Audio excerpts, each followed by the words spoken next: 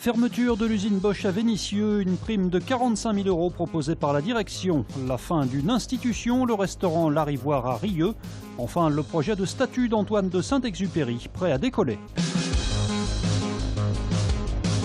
45 000 € de prime de départ, c'est ce que vient de proposer la direction de Bosch aux 97 salariés de l'usine de Vénissieux, le site qui doit fermer en 2017.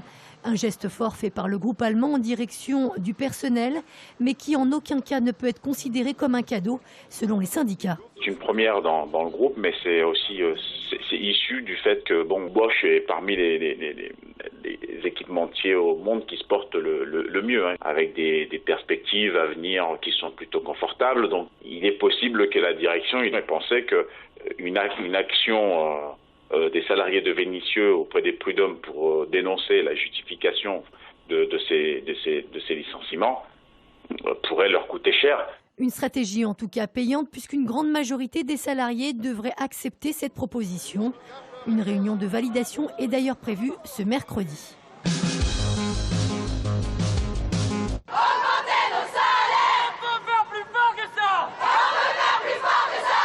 Près de 200 personnes, étudiants en orthophonie et orthophonistes professionnels, ont manifesté aujourd'hui à Lyon pour demander une revalorisation des salaires dans le milieu hospitalier.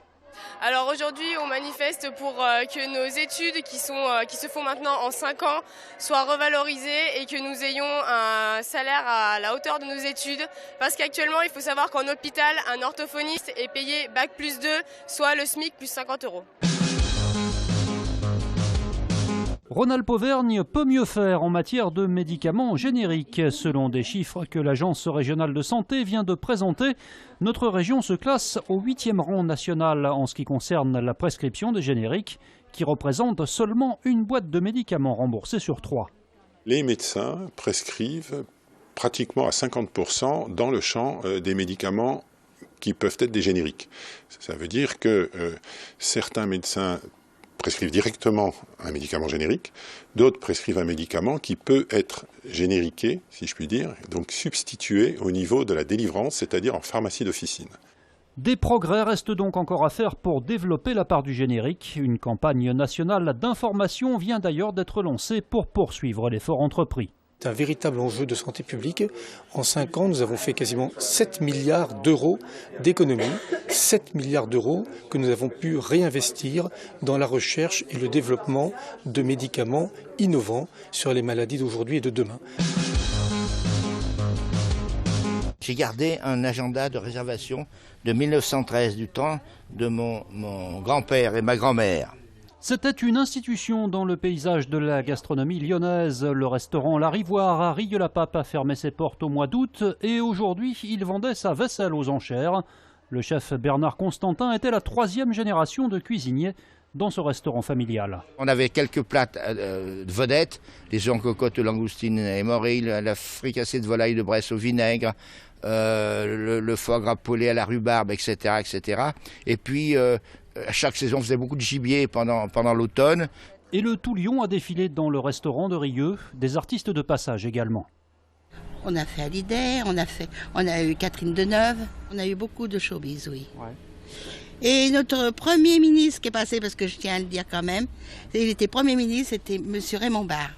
La bâtisse doit être vendue à un promoteur qui va réaliser ici des appartements. Quant à la vaisselle, elle a attiré aujourd'hui de nombreux acheteurs.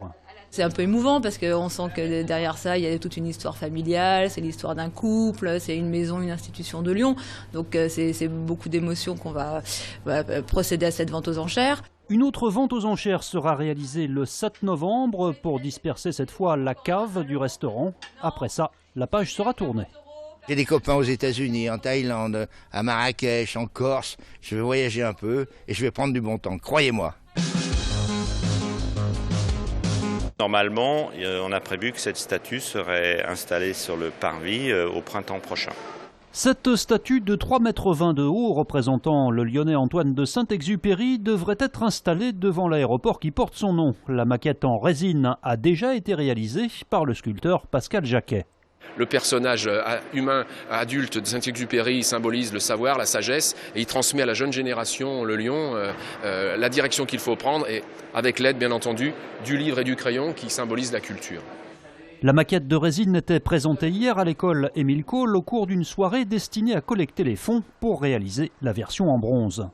Alors là, effectivement, on a avancé beaucoup, mais comme heureusement nous pouvons passer par le mécénat, mais nous avons encore besoin de dons, de participation. Les gens peuvent bénéficier de la déduction fiscale qui est liée au mécénat, mais bon, on a besoin de beaucoup, puisqu'il nous manque 70 000 €.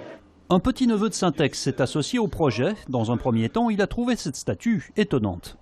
On a là une œuvre sculpturale, une interprétation qui est, je dirais, assez proche de l'esprit bande dessinée. Voilà. Alors, pour moi, ça va, parce que je suis né là-dedans, mais pour certaines personnes de la famille, c'était plus dur à comprendre voilà, quelle était la démarche du sculpteur, de l'artiste, et toutes les valeurs qu'il y avait derrière et tous les messages qu'il y avait derrière. Voilà. Mais en réalité, c'est une très belle œuvre en soi.